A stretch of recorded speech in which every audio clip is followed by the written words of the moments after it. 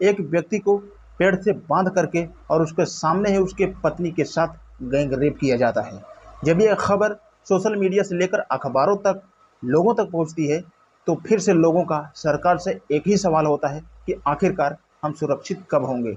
वाकई में दोस्तों, आज की जो ये कहानी है इसे सुनने के बाद आदमी कहीं ना कहीं सोचने और समझने पर मजबूर हो जाएंगे। तो नमस्कार दोस्तों, मैं जेपी पाल भोजपुरिया, उत्तर प्रदेश जिला जौनपुर से। आज की जो एक घटना है, ये घटना उड़ीसा प्रदेश का एक जिला पड़ता है बालेश्वर। बात कर रहा हूँ मैं 19 सितंबर 2022 की। बालेश्वर का ही मनोज शाह अपनी पत्नी निर्मला के साथ अपने कुछ रिश्तेदारों को बालेश्वर स्टेशन पे छोड़ने के लिए रात को 9 बजे जाता है। ट्रेन का समय रात के 9 बजे का रहता है, लेकिन जैसे ही स्टेशन पहुंचते हैं तो इनको पता चलता है कि ट्रेन अपने निर्धारित समय से 3 घंटे की लेट है और ट्रेन रात को 12:30 बजे के आसपास आती है। मनोज शाह और उसकी पत्नी निर्मला अपने रिश्तेदारों को ट्रेन में बिठा करके और वहां से वापस अपने घर के लिए निकलते हैं। लेकिन जब स्टेशन से बाहर निकलते हैं तो पता चलता है कि वहां पे कोई भी ऐसी सवारी नहीं है जो उन्हें घर तक छोड़ सके। मनोज शाह स्टेशन के बाहर देखते हैं, रिक्शे वालों से पूछते हैं, लेकिन सारे रिक्शे वाले मना कर देते हैं कि हम उधर पे नहीं जाएंगे। मनोज शाह और उसकी पत्नी निर्मला काफ़ी सोच में पड़ जाते हैं कि आखिरकार अब 1 बजे रात हम घर कैसे जाएंगे। उन्हें समझ में ही नहीं आता है कि इस 1 बजे रात को हम स्टेशन रहें कि घर जाएं। मनोज शाह अपनी पत्नी निर्मला को समझाते हुए कहता है कि चलो हम धीरे धीरे आगे चलते हैं, शायद आगे चलेंगे तो कोई ना कोई सवारी मिल जाएगी।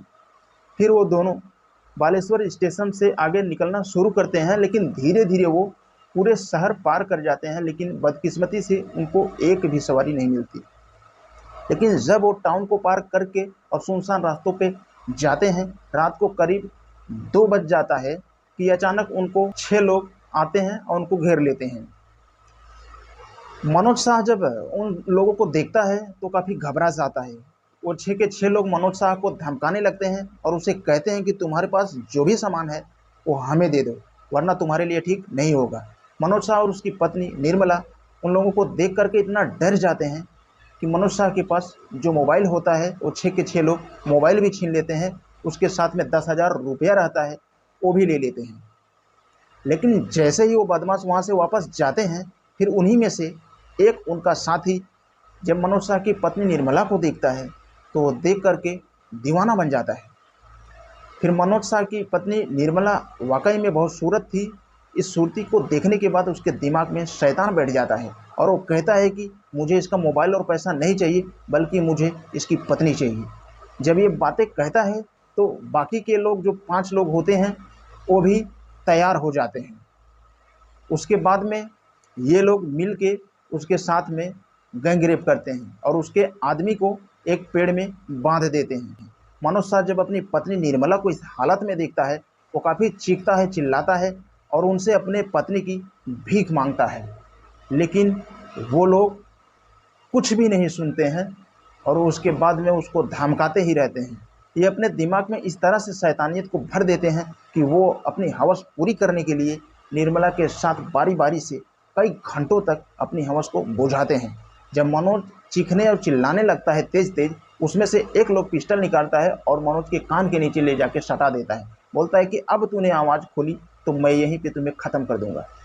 लगभग 2 घंटे तक ये सारे दरिंदे निर्मला के साथ एक एक करके हैवानियत करते हैं। जब इनकी हवस पूरी हो जाती है तो रात के लगभग 3 बजे वहाँ से रिटर्न होते हुए और इनको धमकी देते हुए कहते हैं कि अगर ये बात तूने किसी को भी बताया तो हम तुम्हें ढूंढ के एकदम से ख़त्म कर देंगे। यह कहकर वो लोग वहाँ से चले जाते हैं। लेकिन मैं सैल्यूट करता हूँ मनोज शाह की पत्नी निर्मला की। इतना पीड़ा सहने के बावजूद भी उसने हिम्मत दिखाते हुए और उसी वक्त अपने पति मनोज के साथ बालेश्वर के पुलिस थाने में पहुंच जाती है और जाकर के रिपोर्ट दर्ज कराती है।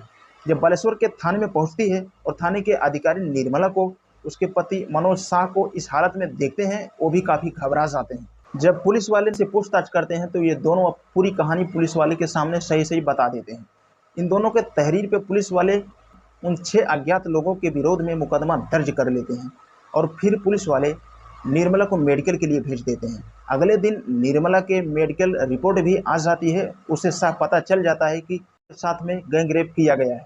इससे पहले कि ये खबर सोशल मीडिया पे लोगों के सामने पहुंचे, लोग सड़कों पे उतरे, रोड जाम करे और सरकार के साथ साथ प्रशासन के ऊपर भी दबाव डाले। पुलिस इस केस को काफ़ी सीरियस तरीके से लेती है और फिर इन 6 लोगों को तलाशी करना शुरू कर देती है। घटनास्थल की जगह जब ये दोनों बताते हैं तो पुलिस वहाँ के तमाम एरिया के सीसीटीवी कैमरे में खंगालना शुरू करती है, लेकिन वो 6 के 6 चेहरे जो होते हैं उन सीसीटीवी कैमरे की फ़ोटो में दिख जाते हैं। पुलिस जब उन फोटो को निर्मला और उसके पति मनोज शाह को दिखाती है तो ये दोनों उन 6 के 6 आरोपियों को पहचान लेते हैं। पुलिस अपने खुफिया एजेंटों के माध्यम से उन सारे आरोपियों की पहचान करती है और अपना दबिश दे करके और उन 4 आरोपियों को अपने हिरासत में ले लेती है। उन 4 आरोपियों में से एक का नाम होता है बुल्ला साहू, दूसरे का नाम होता है फलखा मुर्मू, तीसरे का नाम होता है कनक सिंह, चौथे का नाम होता है देवेंद्र सिंह। दो जो इसमें आरोपी होते हैं वो नाबालिग होते हैं। फिलहाल पुलिस ने इन चारों आरोपियों को अपने हिरासत में ले लिया और जो 2 नाबालिग हैं पुलिस के गिरफ्त से बाहर हैं। लेकिन बालेश्वर पुलिस स्टेशन का एसडीओपी मानस कुमार देव का कहना है कि हम किसी भी आरोपी को बख्शेंगे नहीं, बल्कि जल्द ही उन दोनों आरोपियों को भी अपने हिरासत में लेने वाले हैं।